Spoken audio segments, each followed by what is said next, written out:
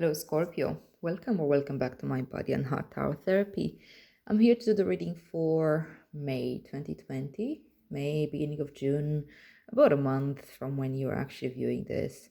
So I hope you're well. This is a general reading for Scorpio, Sun, Moon, and Rising signs. If it resonates, it resonates. And if it doesn't, then it's just not your reading. Four of Pentacles as your current energy. Building a foundation, love. That's good. Always good. You have the Knight of Wands as your challenge. Okay, expanding from that. That's the problem. Now let's see what's your focus. Ten of Swords is your focus. Not something we like to keep our focus on, is it? So what's your advice? The Magician is your advice. Back. So straight up. And future energy. What's this for? Three of Cups as your future energy. And bottom of the deck you have the Eight of Swords. You too, Scorpio. I think Sagittarius also had Eight of Swords. And yeah, that's a funny one. Yesterday was Scorpio full moon, and I actually did your reading. And I thought it was a really good reading, actually, very deep and inspiring. But for some reason, it didn't come through. There was some technical problem. And here we go again. It's a very different message from what I see so far. But let's go through this. Let's go through this, Scorpio. You had this card yesterday too. In the reading of yesterday, the Eight of Swords was there. And I find it very interesting because, as I said, I've encountered it also, I think, in Libra's reading and also in Sagittarius. I think we are collectively confronting this energy, or being confronted with this energy of this mind restlessness, and feeling rather stuck into our minds, and feeling maybe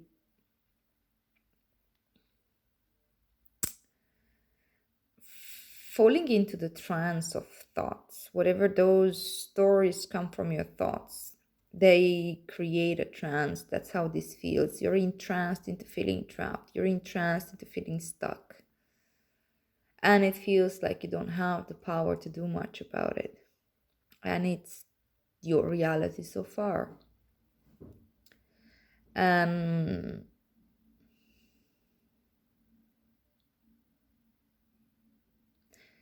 Remember that this is a number 8.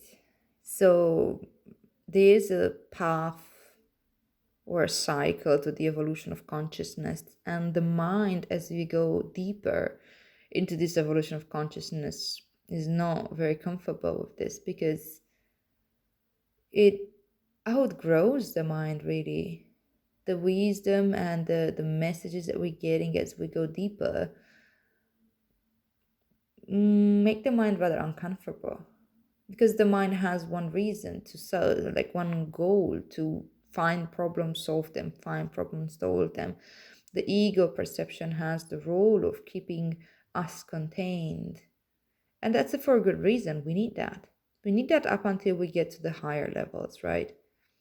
Well, you reach that point where your mind is not, like, took you this far and was very, you should be grateful. But at this point is not really going to take you forward, but rather hold you back.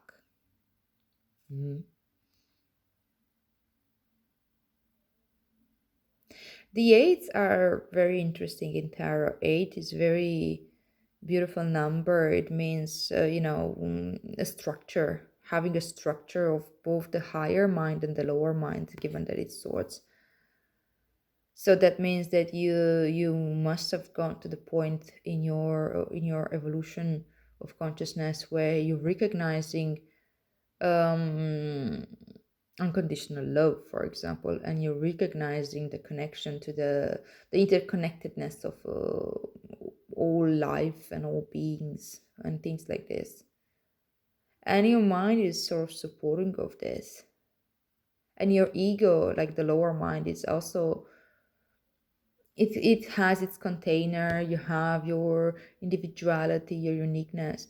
But up until then, like, this structure is necessary, but also needs to be moving forward. That's why it's just an 8 and 10 is that forward.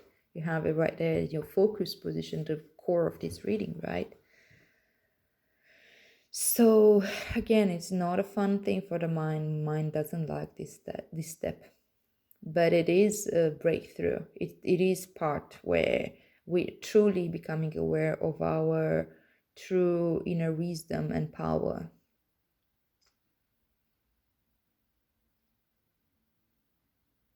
So it's an interesting one. It's also a difficult one because the mind usually does not recognize when it entraps you because it wants to keep control.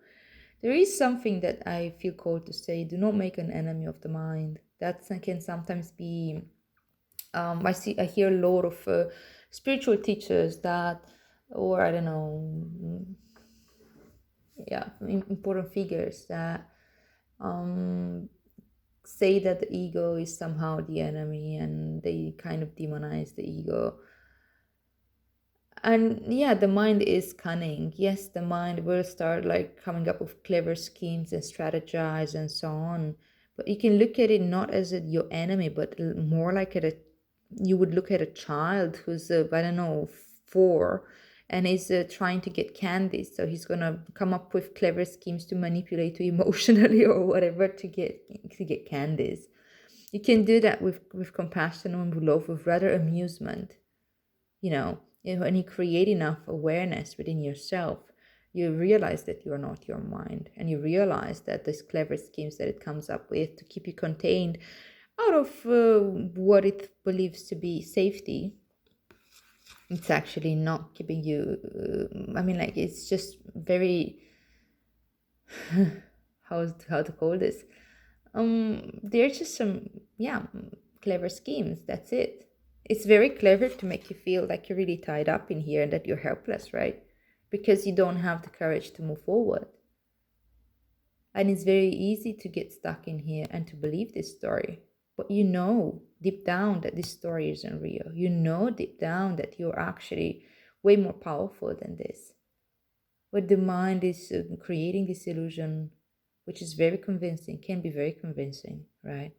Obviously, there's the wisdom that comes with this card, and that's exactly it. That this is an illusion. This is an illusion of your mind trying to keep you safe, trying to keep you contained, because the mind in itself cannot go beyond this point and understand and rationalize. So your focus now needs to go beyond your mind and come into your body, truly coming into your body, mindfulness of the body, mindfulness of breathing. You can even try it now for a moment.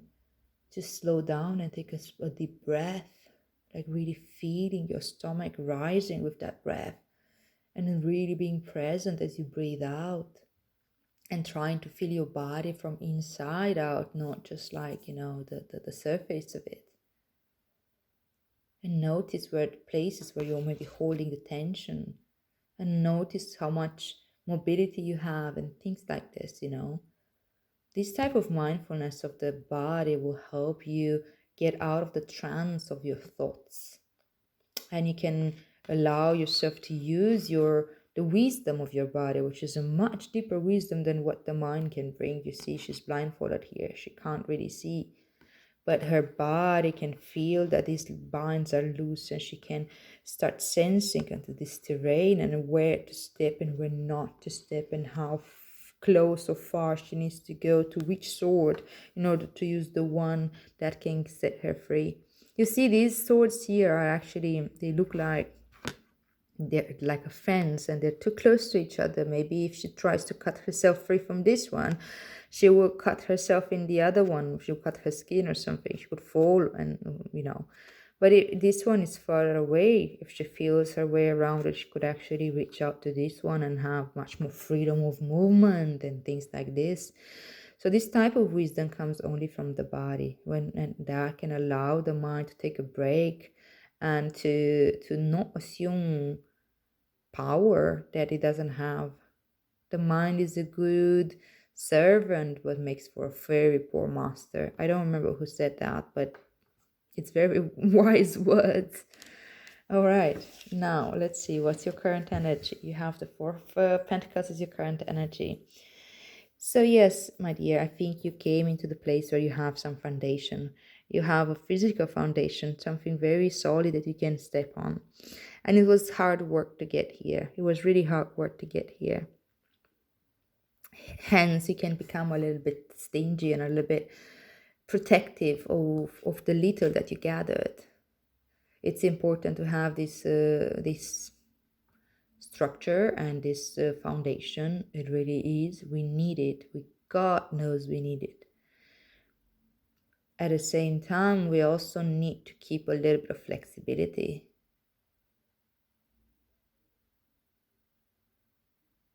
We still need to be open for growth, and if we hold on too tight to what we have, out of fear of loss, out of lack of trust in your path, in your journey, or in your ability to bring yourself up again in case you fall, then we stop our progress and growth in all matters.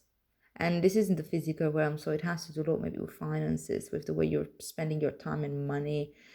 It is important, again, keeping the structure. Keeping the structure is vital. I look at this challenge that you have. If you focus too much on the physical, it can almost not hoarding, but really fixating on this, and then you may forget about higher callings, such as the spiritual expansion that wants to manifest in your life right now. The knights are agents of expansion, and the wands symbolize the fire, the passion, and the spiritual realm and the spiritual world, your path, and so on. And you can only have this you can only put attention on your spiritual growth when you have your physical world sort of more or less figured out. Obviously, if you're running from a deer, not from a deer, if you're running from a lion and you're in survival mode, you can't think about, okay, am I being compassionate here? Am I doing this? Am I doing that? You're obviously not going to have a spiritual growth as the first thing. And also, it's not going to happen when you have a major crisis, say in an emotional realm, and you're having a say a panic attack or anything like grief, extreme grief, and so on. It's not going to happen also when you find yourself in a mental breakdown, but it can happen when you have all the others more or less allowed to sit in place and have some type of balance. That's when you can actually truly look at your spiritual path and make conscious decisions to allow that for growth and so on. So it's very understandable that this Knight of Wands is somewhat challenging for you right now, given that you've been focused and you've been probably working for a long time to set this foundation in place for you, and you're terrified if that's going to fall apart.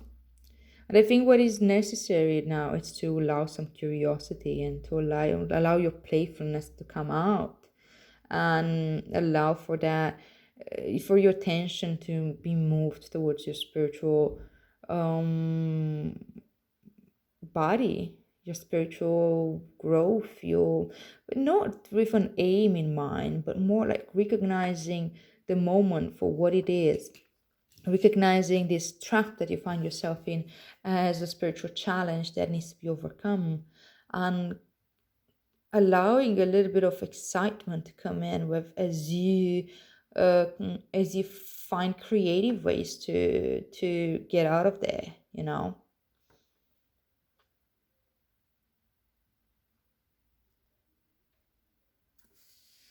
I want to pull a card for this Knight of Wands.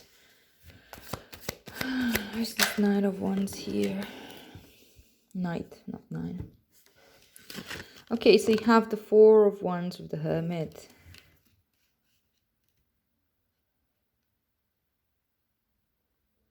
Again, foundation. And the Hermit is a 9.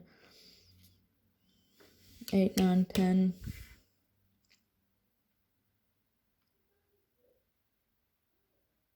I guess like what this Knight of Wands a lot wants to expand is again going beyond the spiritual foundation that you've created so far that served you well, that served you really well. But that too needs to expand and grow. That too needs to develop. There's always more room for development. There's always something we don't know. There's always something that we can learn and grow from. And the hermit has exactly that quality of inquisitiveness, of going and asking and looking in the corners, looking in the darkest corners of the beings, of your being, of your psyche, of your of all aspects of yourself, and bring the star of hope and healing in there with that type of curiosity. So I think this Knight of Wands, which is a challenge for you, is that invitation to look into how you can expand your whole view of the world, because the Wands is again it's belief systems. It's something that really,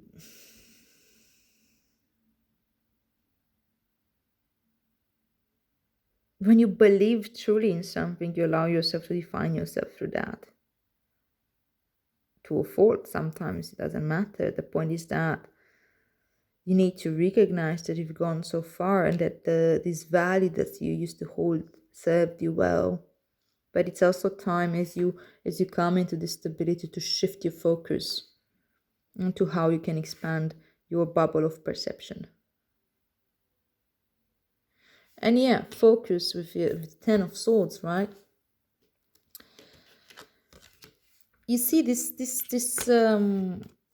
is what the mind fears. That's why it keeps you stuck in here. It's afraid that you're gonna go to this death of the ego that is actually very much necessary. What you identify with, how you define yourself, things like that. What you are working towards, all these have to and will be challenged. And it's important to stay awake as this happens, to stay present with it. And when you notice yourself becoming reactive, fearful, terrified, maybe going back into survival mode, thinking that this is going to destroy you somehow, remember, this is not really your death. This is just the death of a persona or of a defense mechanisms that you over identify yourself with back in the past, and you couldn't see it anymore. Now you can. Now you really can. So it's actually, and I don't think this is your first one. I don't think this is the first death of ego you're experiencing, based on the cards here and based on the fact that you felt called to this particular reading. I believe that you've actually experienced quite a few, and you know how it is. You know the steps, you know the stages of fear, the stages of the ego, the stages of feeling that, like reaching that what can feel like rock bottom, and then the surrender, and then the freedom that comes through that, and then the growth that happens, because the magician comes right after. This is a 10, this is an end of the suit, the cycle of the mind, and you have boom, magician. That's it. That's when you get into the awareness. This is your advice, though.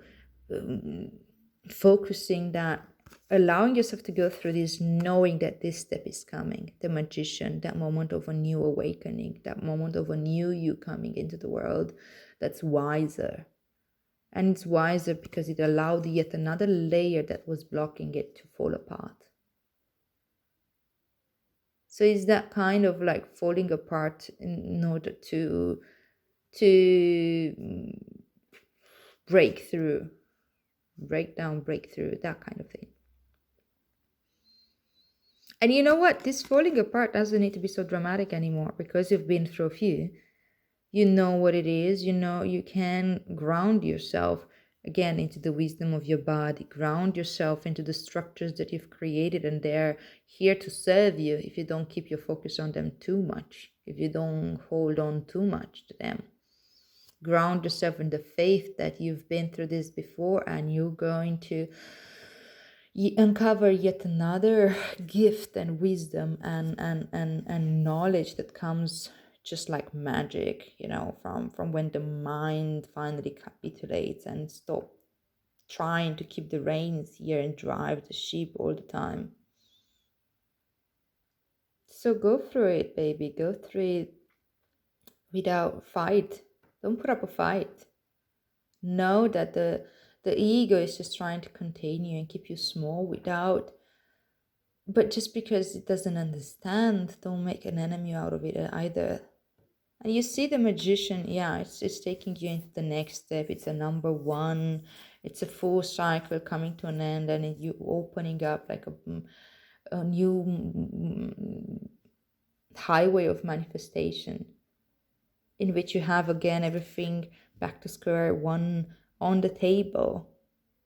All the realms, the emotional, the physical, the emotional, the mental, and the spiritual. This is very empowering process, really.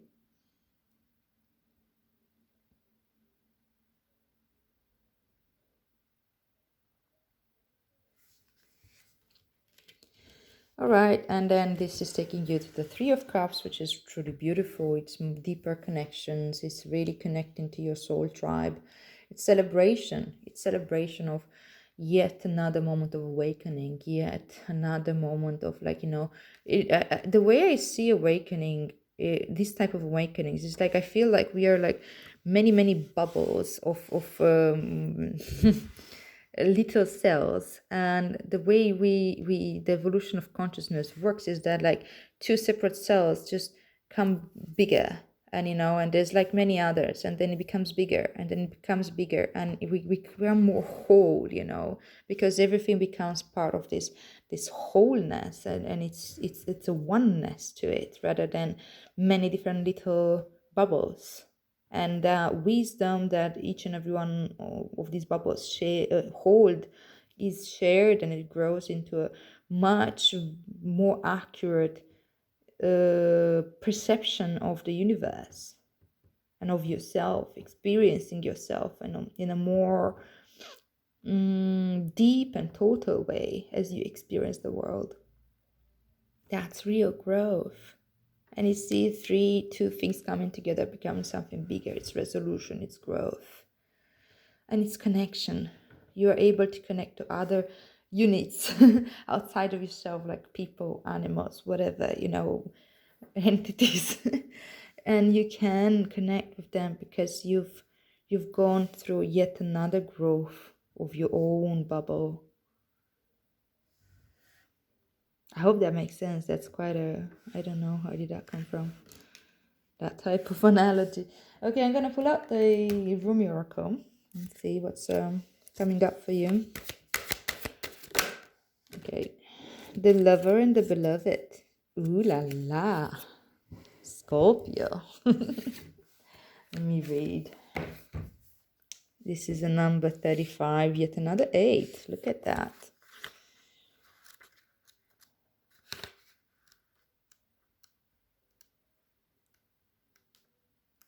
Bam. Okay, so the poem from Rumi says, when you move beyond consciousness, you caress the beloved. When you move into the unknown, beyond everything, the beloved caresses you. That's exactly how it feels.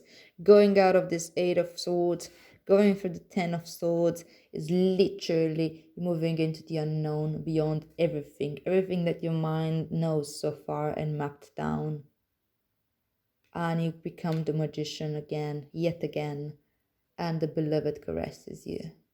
Okay, I'll read this. Oh, sweet beloved, the divine, the great beloved has a passionate desire for you, to love you, to touch you, to make the divine presence known to you, so that you will cease the fear, so that you will cease to fear the darkness, take delight in all of life, and become mesmerized by the beauty of love in its endless emanations. True, exactly that here. But how we resist love at first. Oh yes, we have been burnt before, have we not? abandoned, betrayed, so painfully disappointed, cast aside, and have suffered at the hands of some unworthy lover? Can this great divine love affair be tart with the same brush, with the same bitter expectations that keep the heart closed? You are too beautiful to be hidden away behind a bitter and gated heart that is unworthy of you. So then, can you allow the great beloved to reach for you, to receive that sacred touch every day, to be spoken to with words of love, to receive? You who give of yourself, can you recognize the beloved wishes to give to you too? These need not be mutually exclusive happenings. I'll say that again. These need not be mutually exclusive happenings. Come now, deep down, you know the genius of the divine is such that in being received, much is given. You shall not be selfish in letting yourself be seen and loved. Allow it, rejoice in it. Take delight in allowing yourself to receive life and let the world soak up the ardent glow of your sensual surrender in the great beloved's embrace. This oracle brings you a message. Something has to change in your physical world. See this Four of Pentacles. That's it. And I was just about to say this. You know, in order for real growth to happen, the Four of Pentacles needs to go through the Five of Pentacles. And the Five of Pentacles is the one that we all fear the most, where we feel disconnected, where we feel abandoned, betrayed, where we feel all that, where we feel like we can't make it out there, where we feel we're damaged, where we feel all the stories we built around our worth that are related to the physical reality. And that's a very uncomfortable place to be. That's why we resist to go there. But it's a necessary step in order to go to the sixth, where you come into balance and where you come into abundance, so much so that you can actually allow yourself to give more.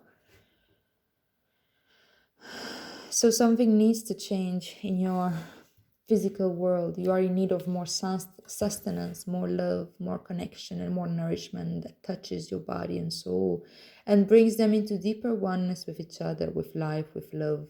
There you open up and allow that love in. The great beloved has desired that is this to be so. Will you heed that holy desire? Will you allow love in? Say yes. If you find this difficult, now is the time to gently, carefully tend to the walls you once placed between yourself and life. Walls of tentativeness, excessive caution, fear of abandonment and betrayal. These are the walls. And this is very closed down energy. So walls of tentativeness, excessive caution, fear of abandonment and betrayal, doubt of your own lovableness, and doubts based on past pain without substance. You are so much greater than these crumbling walls. They are the stuff that is designed for demolition, not devotion and honoring. Can you begin to unpack the bricks you mistakenly believed were essential to your safety and well-being? You are too vast to see for that small paddle of thought. Now, the oceanic world of love is your true home, and the sun is beating down upon you. It is too hot to gaze at the ocean longingly from afar, or even stand by its edge. Strip off your layers, run to the ocean. Strip off your layers, run to the ocean and dive in. This oracle brings you special guidance, an offer or opportunity is on its way to you, or has recently been presented. It may be an idea you have been nurturing, or one presented to you by another person. Sit with it. Do you feel exhilaration? Do you feel energy at the thought of saying yes? If so, then say yes. Allow yourself to receive. There is divine encouragement in taking risks that feel wild and alive to your heart. Taking risks. This is not a risk-taking position. Okay, I'll read. I feel called to read the sacred honor and ritual that comes with this card. If you feel the call, do it. If not, it's up to you. Choose your own what feels good to you. Place your hands in prayer and say, "May the Almighty Divine Love and my most beloved brother Rumi bless me with the ability to truly receive in all ways divine abundance and prosperity. being delivered to me now by the grace and mercy of the heavens. May I clear and heal any resistance to receiving life truly, that I may attain my divine destiny and know and receive love truly in all its majesty. So be it. You can rest for as long as it feels good. Then you have finished your honoring ritual. That's a beautiful one, and I hope it makes sense to you. If it does, please like, share, and subscribe. I wish you all the best on this journey. It doesn't look very easy, but it is. It is very, very gratifying once you step through it, once you allow it to happen. And yeah, if this makes sense to you, as I said, please like, share, and subscribe. And feel free to comment how you're actually relating to this, how your process is, and so on. And I'll see you here next month, and may our practice benefit all beings.